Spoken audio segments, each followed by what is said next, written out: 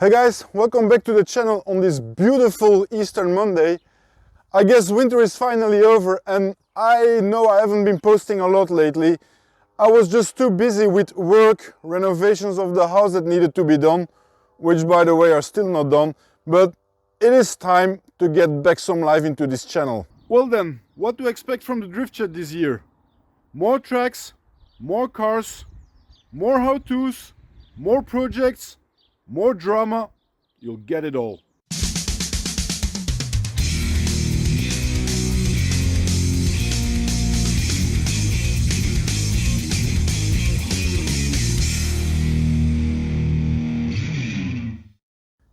Even from the fact that I haven't been uploading any videos lately, that doesn't mean that I haven't done anything at all.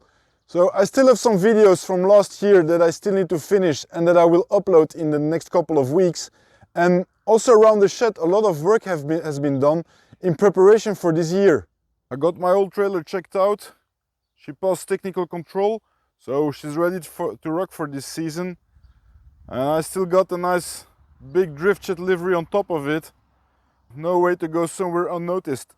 And guys, really, if you see me or the trailer standing somewhere, just come say hello and don't be shy. I even might take you out on the track. Another thing I'm currently working on. Check out the roof of the shed. When I started building the shed, I got these bitumen roof panels on top of it, just as a temporary solution, just to get the rain out. And this temporary solution, just became more of a permanent solution. Until now, where they did not stand the time and I really needed to replace them. I've already did some parts on the front. So I'm replacing everything with these aluminium roof panels. So these ones will withstand better the time, and I hope this is the last time I have to redo them. Project Fury, as I like to call my drift car, also made it through the winter. I already tried to start her up in the beginning of the week and she's still purring like a little cat. Really, I can't wait to get this car back on the track this year.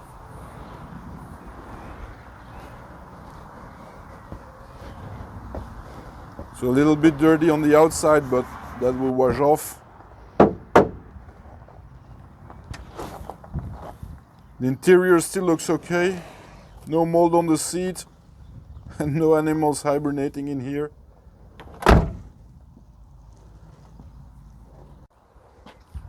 When I take you to the back of the shed, I can show you my reserve of tires that I've been stacking up for a couple of months now. So all of the tires are ridden off, but some of them really still have some tread on it, so this is enough for some practice runs. And I also got them ordered by size.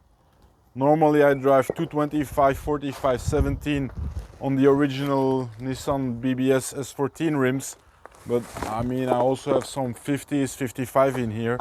I hope this will be enough for quite some practice runs this year. Let's hope so.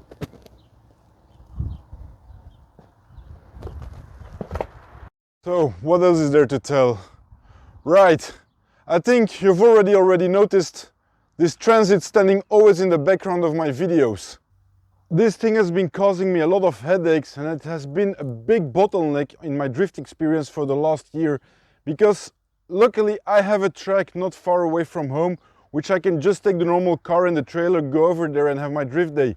But when I want to do bigger tracks, I need to take a lot of material with me, not even to forget the way to get there is very exhausting, and then you still need to drift. So it's much easier to have a big truck, load everything up, drive over there the evening before, have a good night rest and have your drift day. So what is the big deal with this thing? Well, I actually own two Transit. I bought one years ago and it broke down with a broken diesel pump, and buying a new diesel pump for a Transit is quite expensive, and in that period this cheap Transit showed up. Now it was not roadworthy anymore, so I thought I could just buy it, take out the diesel pump, scrap it for parts and just toss it. But as you already have guessed, it didn't work out that well. Buying this thing was a big mistake because since the beginning it has causing me nothing but troubles.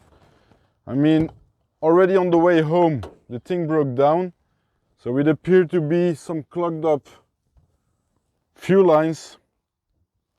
So in the middle of the road, I had to come up with a temporary solution. So I hooked up some clear lines into a fuel canister, hooking them up directly to the fuel pump. Has been running ever since, great, but it's a little bit weird to see somebody driving with this in the cabin. And then, not even 500 kilometers further away, the gearbox blew up, just because it had no oil in it. So again, I had to change the gearbox on this thing, and while I was at it, I can show you.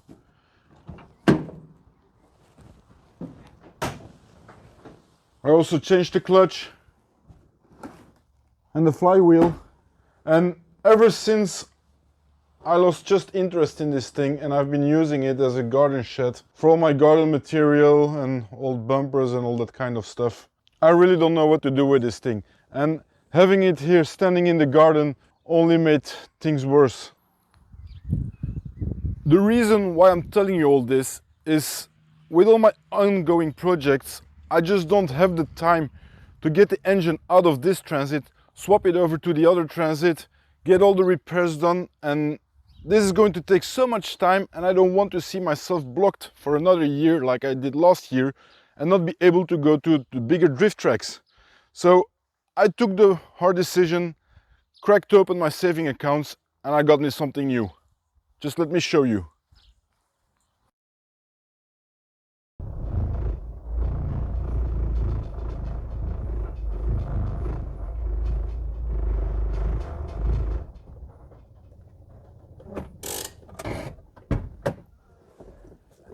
Everybody, say hello to my new van. As you can see, a lot bigger than the previous one, and I also hope that it will last a bit longer, because this thing has to become the cornerstone of the Driftshed's next year logistics. Everything that I need to get me, my car, the tools and the spare parts to the track is right over there. So let me show you around.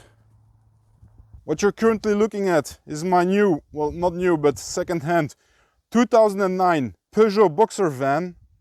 These are the same vans made by Fiat and Citroën. I just like the logo from Peugeot. They have this little lion, which reminds me of my roots. And with that said, let's start with the bad points. The first bad point that already just jumps in the eye is the paint problem, or more like the lack of paint, because I can just scratch with my fingernails and the paint is just chipping off. So certainly there on the top, there it's even worse. I've been told that all these chassis have been galvanized, and this is why the paint is not etching to it. I don't know if it's true or not, but one of the first things that I will have to do in the next month is just a little respray in white. It's not too bad. And then another big problem is when I take you to the back, just all the way on this side, the previous owner must have bumped into something. So this whole C-pillar, or how do you call it, just have to be redone. But yeah, since it's going to be resprayed, it's not really quite of a big problem. Apart from that and the traditional bumps and bruises that a van of this age comes with, I cannot find any other negative point about it. Which brings me to the positive points. First of all, I got the 3-liter engine version. So this is not a PSA engine anymore. This is the more stronger and reliable Iveco engine. It has 160 horsepower, which should be enough to tow the trailer. Only the chassis and the engine only have 80,000 kilometers, and I was able to put it on the bridge when I bought the van. And yeah, the underside of the van is just completely rust free. There's no rust at all. Another thing worth mentioning, the van came with 4 brand new tires. They also changed the brake discs and the brake pads, and in the whole process I was able to squeeze out and negotiate a full maintenance. So they changed the gear oil, the engine oil, they did all the filters. And the great thing about this engine is the fact that it is chain driven, so no belt to replace. The inside of the cabin, well, everything is still tidy, seats are in good conditions, all the switches are working, I even have air conditioning. I also wanted a van with windows.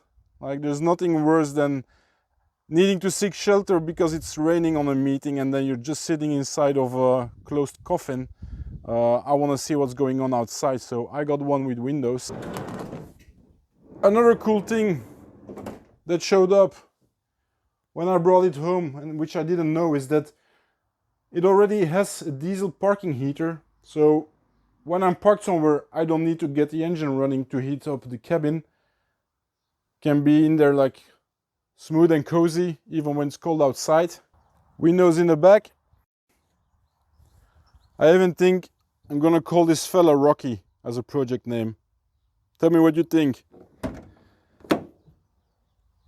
So in the back, plenty of room for rims, tires, spare parts, and all the other material. I also have to mention that this thing is actually an L3, so it's a slightly longer version than the original standard van. What I want to try to do also with this thing is just get it installed a little bit as a living van. So I'm not going to do big things like you see on these van life websites, but I quite want to make it a little bit luxurious with some solar panels to have electricity in it, a bed to sleep, a little kitchen to prepare some meal when I'm at a meeting. Nothing extraordinary, just the basics. I've already started with the electricity. I already installed me a battery relay, so this thing, when the main engine is running, it will charge my battery here downstairs, and as soon as the engine cuts off, well, it cuts off the link between the batteries, so I cannot consume the main battery and be stuck in the morning with a flat battery. I already installed a switch to override the system. Got this cheap eBay panel, just already. Yeah, normally these things, when you buy them, this voltage meter is constantly on. What I did is I hooked it up to one of the buttons. So like this, I only see the voltage whenever I want. Otherwise, these things are so bright you can't sleep in the night.